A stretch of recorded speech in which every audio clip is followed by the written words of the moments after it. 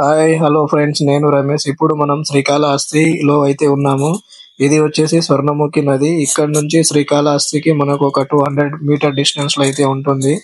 ఇది main road. So road అయితే చాలా బాగుంది. మనకు వీకెండ్ లో అయితే ఇక్కడ కొంచెం రష్ ఉంటుంది. తిరుపతి వెళ్ళే ప్రతి భక్తులు అయితే ఇక్కడ శ్రీకాళహస్తిని వచ్చి దర్శనం చేసుకుంటారు. తిరుపతి నుంచి ఇక్కడికి రీచ్ అవ్వడానికి మనకు బస్ సర్వీస్ అయితే ఉంటుంది. 60 రూపీస్ అయితే ఛార్జ్ చేస్తారు. ఇక్కడ చిన్నగా హనుమాన్ టెంపుల్ ఉంది, మీరైతే దర్శనం చేసుకోండి.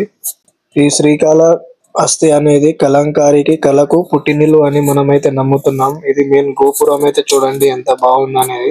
శ్రీకాళహస్తిలో శ్రీ అనగా సాలీడు, కళ అనగా పాము, అస్థి అనగా ఏనుగు, ఈ మూడు ఇక్కడ శివలింగాన్ని పూజించినందుకు వాటి పేరుతో శ్రీకాళహస్తి పేరుగా ఏర్పడింది. ఇది మనకు మెయిన్ ఎంట్రన్స్. టెంపుల్ లోపలికి అయితే మొబైల్స్ అయితే అలే ఉండవు కాబట్టి మనం మొబైల్స్ అయితే ఇక్కడ పక్కన డిపాజిట్ చేసి వెళ్ళాలి. మీరైతే దర్శనం చేసుకోండి. వ్యూ అయితే చాలా అద్భుతంగా ఉంటుంది.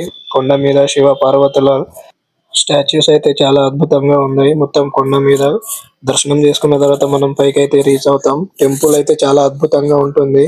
ఎంత సూపర్ ఉందంటే అంత సూపర్ అయితే ఉంటుంది. సో మనం మొత్తం దర్శనం అయిపోయినాక మళ్ళీ తిరుపతికి రిటర్న్ వెళ్తున్నాం. మీరు సబ్స్క్రైబ్, షేర్ అండ్ లైక్ చేయండి.